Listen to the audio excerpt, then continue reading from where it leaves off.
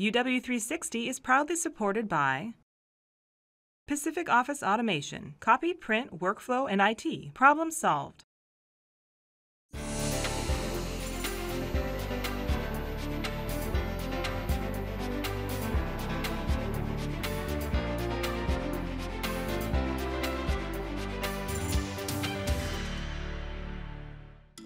Hi everyone, welcome to UW 360 from the Paul Allen Center for Computer Science and Engineering. This incredible building has become a model for new computer science buildings all around the country and is also home to one of the top computer science and engineering programs in the country. The field of engineering has traditionally been a male-dominated field, but the UW is working hard to change that. We'll show you how it's leading the nation in recruiting more female engineering faculty and students a little later in the show. We'll also show you why graduates from this renowned computer science and engineering program are in such high demand both here and around the world, and how the UW is working to meet that demand. Plus, get a hands-on lesson in the history of computers and see how the UW is helping inspire the next generation of computer programmers at the Living Computer Museum. And meet a UW student who's made it his mission to better support the LGBT community. But first, he's called more Husky football games than any other announcer and has become a legend both in the UW community and the broadcasting world. Erin Mayovsky goes behind the scenes with the voice of the Huskies, Bob Rondeau. Throws to the boundary, ball is caught. Pickens inside the 5 and pushed out of bounds. You hear him. You know it's him. Straight ahead and up. Washington bounces out to the right side at the 5 and into the end zone. Touchdown, Washington. Eloquent words filling your ears, painting a detailed picture of the action. Touchdown, Washington, or touchdown, Dwayne Washington? Take your pick. Works either way, doesn't it? Third. He is the voice of the Huskies, Bob Rondeau. Husky Stadium, his comfort zone. Again, Jake Browning, the Huskies' freshman quarterback. Rondeau has called more football games than any other Huskies play-by-play announcer. Winding up once again in the Rose Bowl. 35 seasons and counting. His first game, September 9th, 1978. Remember it like it was yesterday. It was a rainy September day, but it was one of the most energizing experiences of my life. Jock Robinson, 15-10. Robinson to the 5 and into the end zone. Touchdown, Washington. Rondeau has seen it all. 25 Apple Cup wins. And this ball is intercepted. Nate Robinson on the plate. 26 bowl games, 6 in Pasadena. Players, they say, love to play in big games. Well, broadcasters love to broadcast big games. How many games are they going to win? And I said, I think they're going to win them all. And a national championship in 1991. And by George, they went out and won them all, and it's still the best Husky team I've ever seen. Scrambling away, broke a tackle, diving into the end zone. Touchdown, Washington, Cody Pickett. He's also watched coaches lead the Dogs over the years, some controversial, and some he'll respect forever. The departure of Don James was a very, very hard time, to be sure. But universally, I have enjoyed my relationships with every coach who's gone through here, and Chris Peterson is number 7 for me, and I'm enjoying my relationship with him as well. Two-step drop from Buckley over the middle, picked off. Joe Kelly to the 35, 30 on the run back to the 20. Joe Kelly going into the 5, touchdown Washington.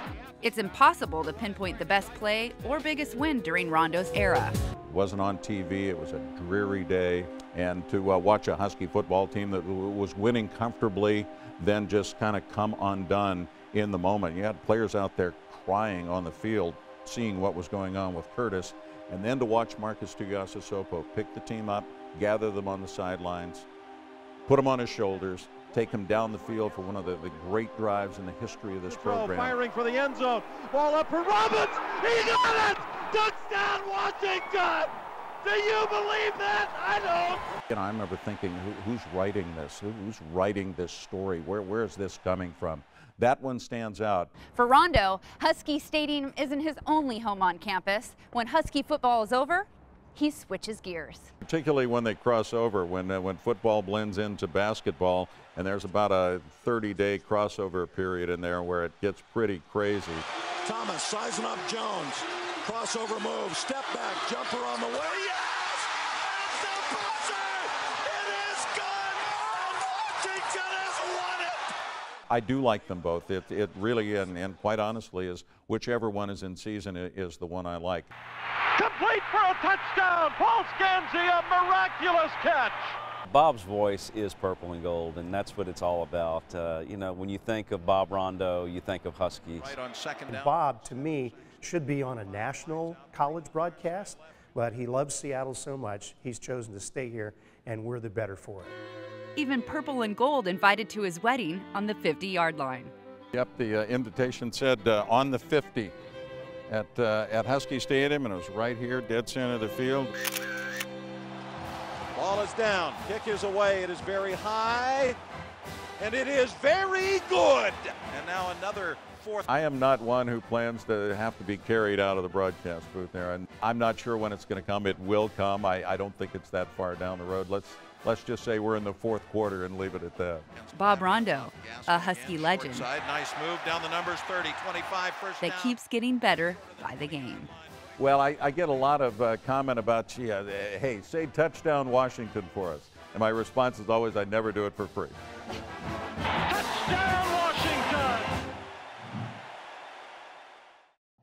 Rondeau has been honored repeatedly for his outstanding work over the decades, including receiving numerous Washington Sportscaster of the Year awards and being inducted into the Pacific Northwest Football Hall of Fame in 2009. When we come back, a look at how the UW is working to meet the incredible demand for its computer science and engineering grads as UW 360 continues.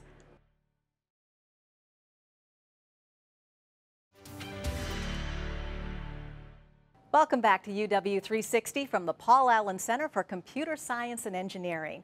It's no secret that Seattle is one of the great tech capitals of the world. So it probably comes as no surprise that the UW's Computer Science and Engineering Department is world-renowned and that its graduates are in incredibly high demand, both here and abroad. Austin Siedentopf shows us how the UW is working hard to meet that demand in this BECU Husky Money Moment. UW 360's Husky Money Moment is made possible by the generous support of BECU. BECU, more than just money.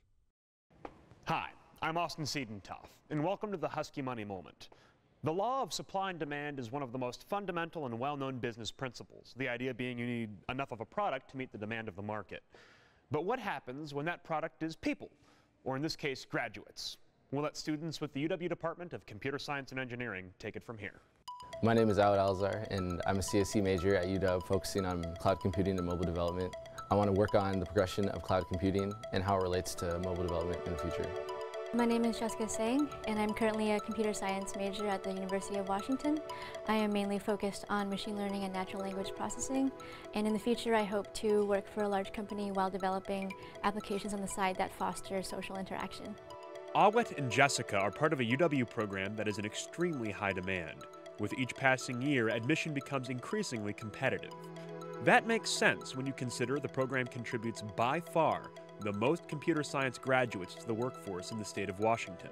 Following internships with Microsoft, Awet and Jessica have both been offered full-time positions with the local tech giant.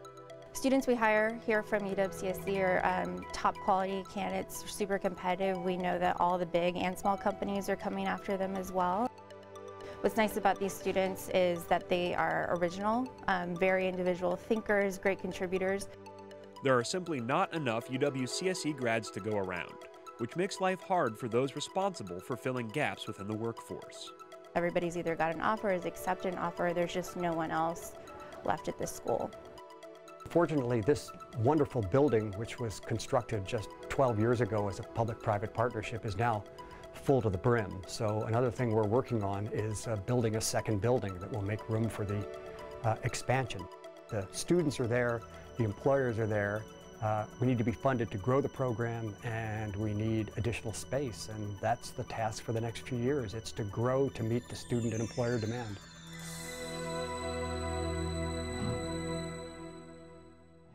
We turn our attention now to a center that has been a safe place and a champion of the UW's LGBT community for 10 years. The Q Center has supported thousands of students exploring their sexual orientation or gender identity. ABStacy Sakamoto has the story of a young transgender man who's made it his mission to help others.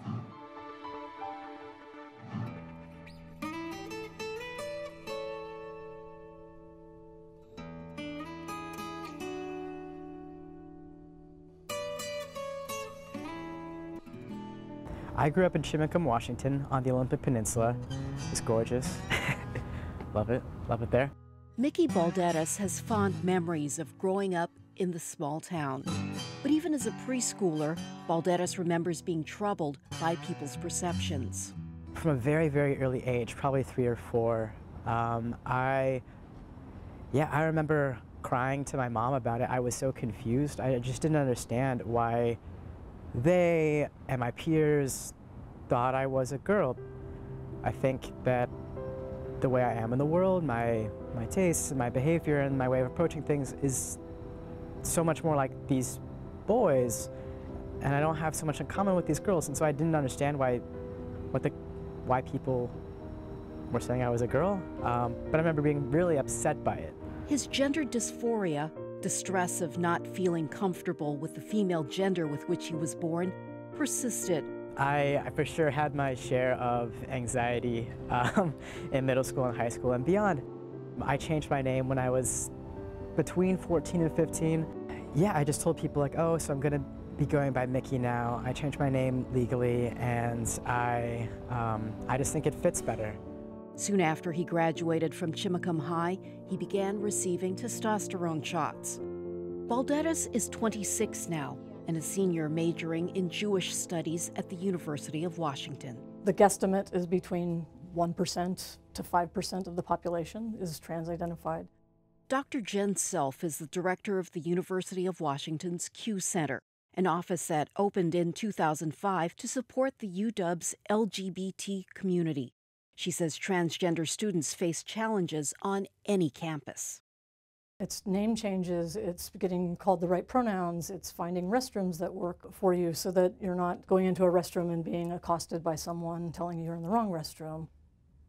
These students feel incredibly vulnerable moment to moment to moment. 5 years ago, the National Center for Transgender Equality and the National Gay and Lesbian Task Force surveyed 6,000 transgender people. 41% said they had attempted suicide. That is not about being trans. That's about the pressures that people face. And so that's a social problem. We can change that. A few years ago, there was another big step when his family began using male pronouns. That support means a lot to Balderas. He's proud of the relationship he has with his mother and other relatives. Because my relationship with them is more important than whatever they may think about what I am. Soon after our interview, Mickey left for a year to study in Israel. He plans to finish his degree, and when he returns, he hopes to be a chaplain someday. We'll be right back with a hands-on look at the history of computers as UW 360 continues.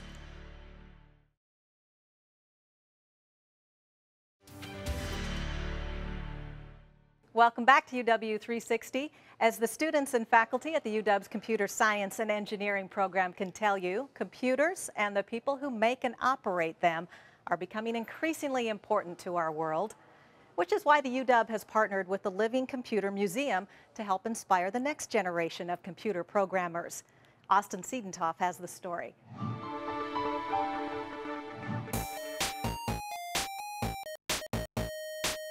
Welcome to the Living Computer Museum, the only place where you can compare a computer like this next to its great, many times over great-grandfather, like one of these. Still fully functional and on display. My main job here is to restore the old mainframes. I get to learn about these machines as I figure out how to fix them. The interactivity of the exhibits is what sets the Living Computer Museum apart and is what makes it so accessible to people not entirely familiar with computing. That's a philosophical bent of the founder of the museum, Paul Allen. He believes that a machine that just sits there is a lump of metal. It doesn't tell the story of the machine or the people who designed it or of the software that runs on it, essentially. That philosophy is working to span generations, as more and more people are getting interested in computing at younger and younger ages. I like being able to interact with all of the computers and just type and see how it was before, because I didn't really know how big and clunky everything used to be. That's the input. There's a little kid out there who's learning how to program in Altair Basic, and he's just having a blast out there writing a program on an ancient machine. I usually only code with a drag and drop blocking or blocks website called Scratch. I made quite a few interesting things there, such as, well, a stock market simulator. Really? Which is really interesting. That's awesome. There is no question that the exhibits get people pumped about computing, which is why the Living Computer Museum has partnered with the University of Washington to reach out to up-and-coming programmers. As faculty members at the University of Washington, one of our obligations, but also one of the great joys of our job, is to do outreach with the community. Assistant Professor Kate Starbird and other leaders in computer science at the UW see a diverse, young generation of programmers as the future of computing, and getting more diverse students involved at earlier stages is critical. I see the impact that all these technologies are having in so many aspects of our society, and I want a broader diversity of people whose hands are in the creation of those technologies. Dr. Starbird has worked closely with the Living Computer Museum to design and host the annual Paul Allen Computing Challenge.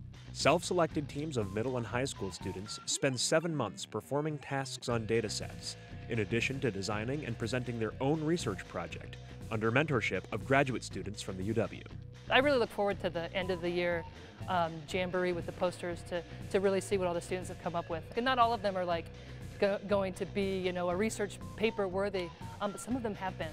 Some of them have been really interesting questions and some really interesting findings that challenge current understandings of things. The exhibits at the museum, programs like the Paul Allen Computing Challenge, and partnerships like those between the Living Computer Museum and the UW are only a few examples of how younger and more diverse students are getting involved in programming.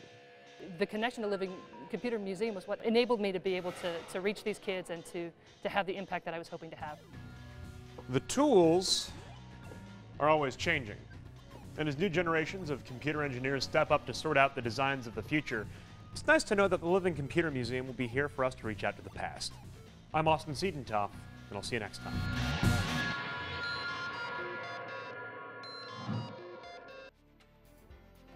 We'll be right back with a look at how the UW continues to lead the way in recruiting more women into the world of engineering as UW 360 continues.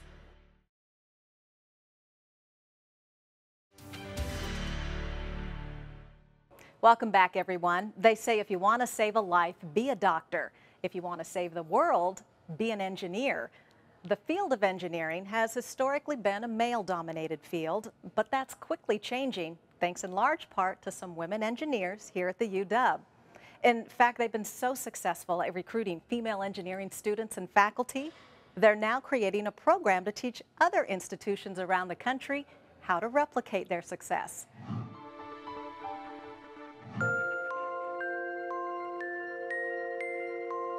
The number of men going into the field is probably not going to increase much more. So it seems that we're going to have to look elsewhere to fill the gap. And that elsewhere would be towards the women. It's been an ongoing mission at the University of Washington for decades to encourage more women to become engineers. It's a mission Professor Eve Riskin lives every day. During her 25 years in the UW's Department of Electrical Engineering, she's experienced the gender gap firsthand. And when I came, I was the fourth woman, which at the time was a really big deal to be the fourth female EE professor, because there are many places I went I could have been the first or the second. But now we have departments, all of our departments have at least 2 female faculty members, and some have as many as 10. It's a welcome change, says Eve, because encouraging more women to become engineer faculty members is not just the right thing to do, but the smart thing to do. If you leave out half the population when you're considering people for faculty positions, or of course for your students or your workforce, you're not going to get the best people. Research shows that when female students have female faculty members in their science courses and math courses, introductory ones, they tend to do better. Today, thanks in large part to the work of Eve and her colleague Joyce Yen, the gender gap in engineering is closing.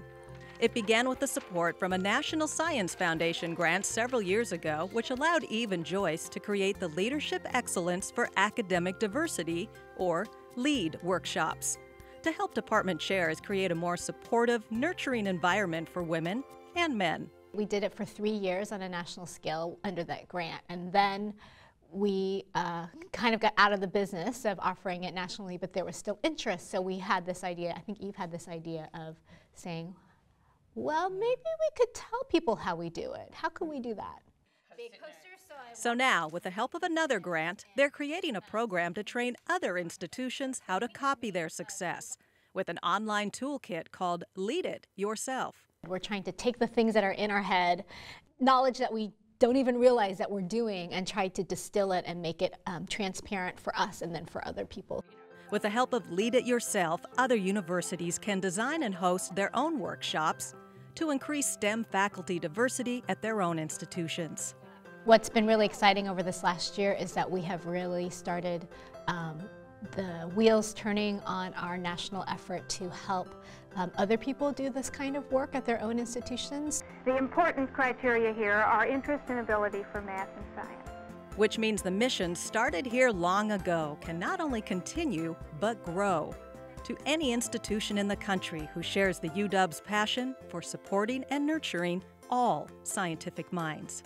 So we're not there yet. We've moved from Irene, all by her lonesome self, to a page full of women faculty across all of the disciplines in engineering, and we could do the same thing for the sciences, and that is really exciting. Since that first grant, the UW has seen a 100% increase in the number of tenured or tenure-track women faculty in engineering departments and a 59% increase in science and math departments. The full version of the Lead It Yourself online toolkit will be available in 2016. And that does it for this edition of UW 360. If you'd like more information on any of the stories you saw today, just head to our website at uwtv.org/UW360. You can also find us on Facebook and Twitter. I'm Carolyn Douglas. Thank you for watching, and we'll see you next time with all new stories from the University of Washington.